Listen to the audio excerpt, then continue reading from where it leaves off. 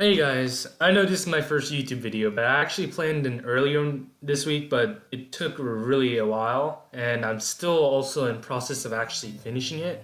So I'm doing a Vrains review just to make up for the wait you guys had. So let's get into Vrains episode 58. So we start off as Bowman saying he'll show Playmaker Hell as he's the real one, and Yusaku is a fake copy. Or that's what he thinks, and the previous episode really did a good job that I really want to believe that Bowman is actually the true Yusaku, and it would be a really good plot twist for this show, as the show has been a bit predictable, and it's been okay. It just hasn't been like really bad or really good. It's just been like in that sweet middle spot. So we see I doubting and getting confused on which is the real one, but to me, I just kind of ruined the tension a bit because he's a comic relief, but I feel like the tension we're supposed to build up for this episode is just kind of lost by I. But that's my personal opinion, because I is actually great in some parts. But one thing I actually loved about I is which side he should take,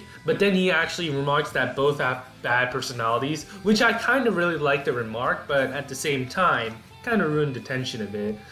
And so he says he'll go with Playmaker, the Yusaku that we know, which is pretty obvious because they spend more time together. And it's kind of weird that I is trying to switch sides. Like, why does he want to be with the person that's based off of him? Like, why does he want to be with the Lost Incident so much?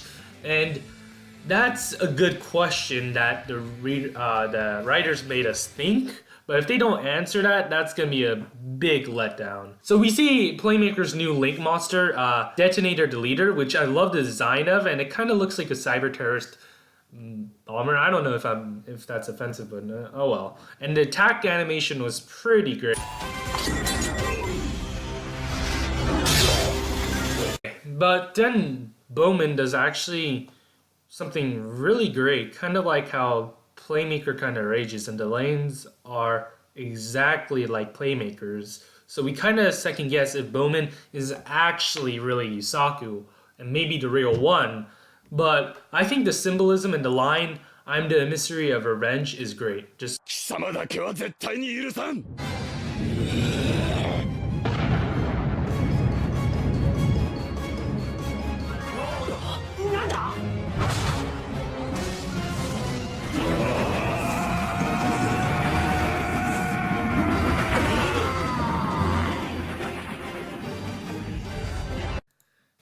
And yeah, this was the same line he said to Revolver, like Playmaker said to Revolver.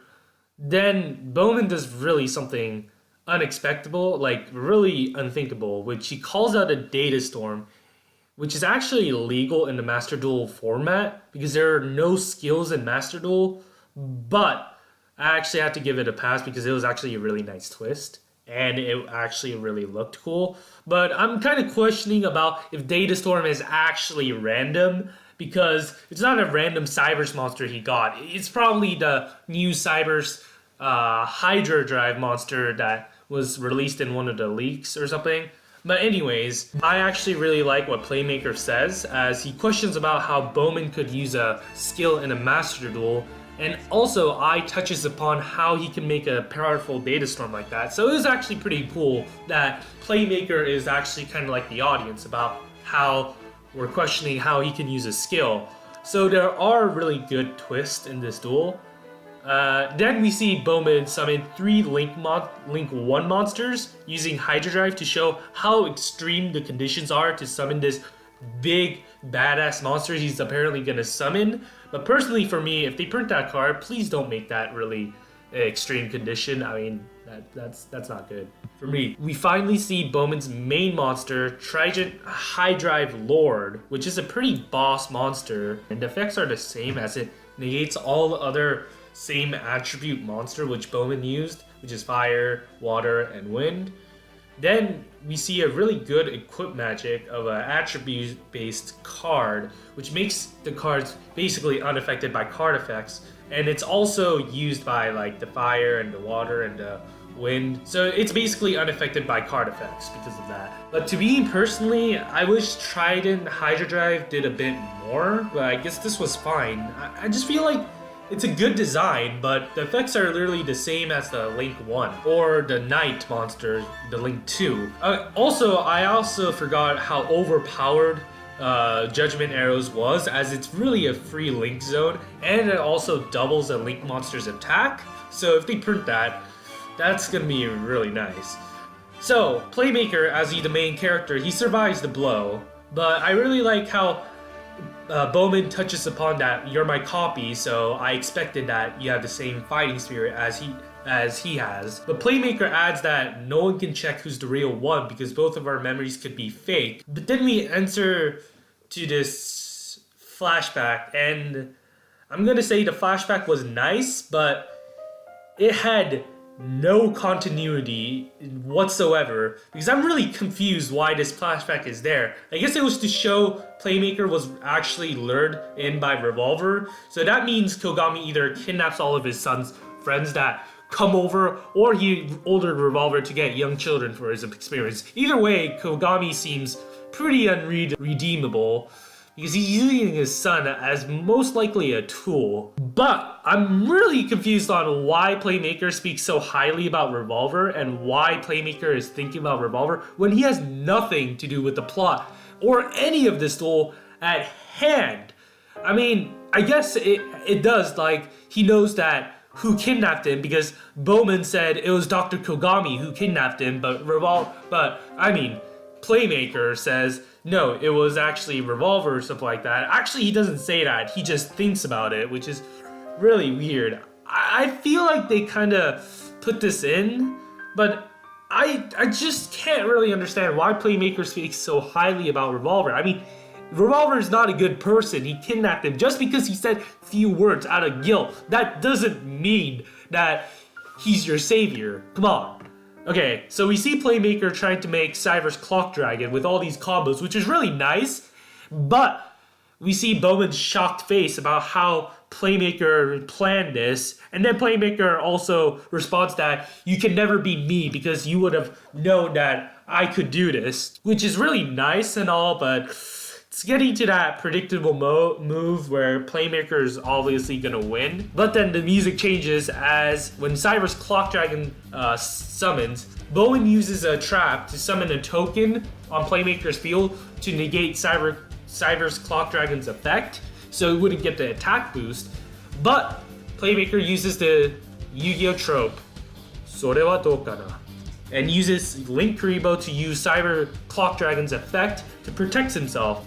So we see Clock Dragon attack animation, and it was really good, but this episode really made me disappointed on the route they have gone. I was expecting Bowman to activate a trap or something like that. He pulled the Playmaker like ass pull, like kind of like use the trap. It's like I have one life point remaining or something like that, and win the duel.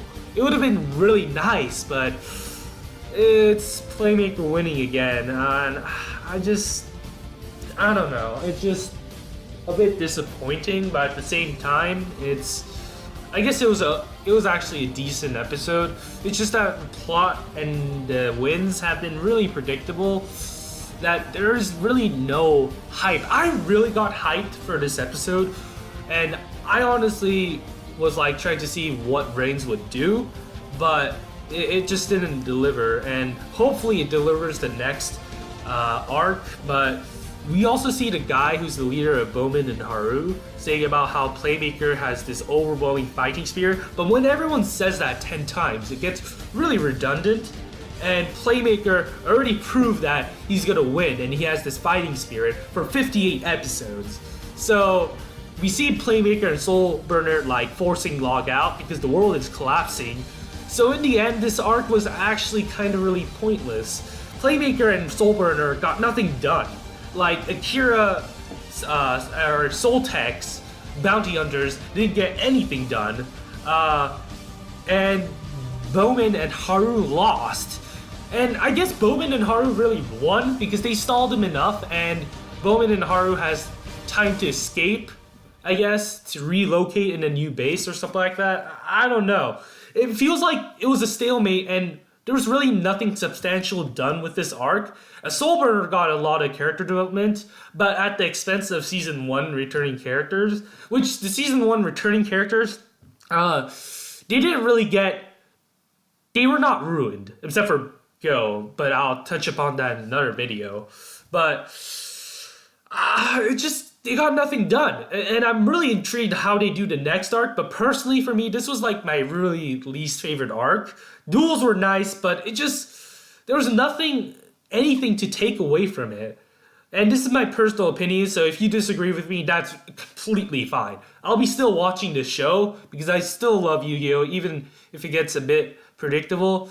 But I really hope the plot becomes unpredictable and Playmaker gets development, because at this point, Playmaker has no development in season 2 at the moment. He's literally season 1. It's, I don't know. But sorry guys, I talked way too much, and these are my thoughts, and hopefully you guys comment and I'll see you there. And bye.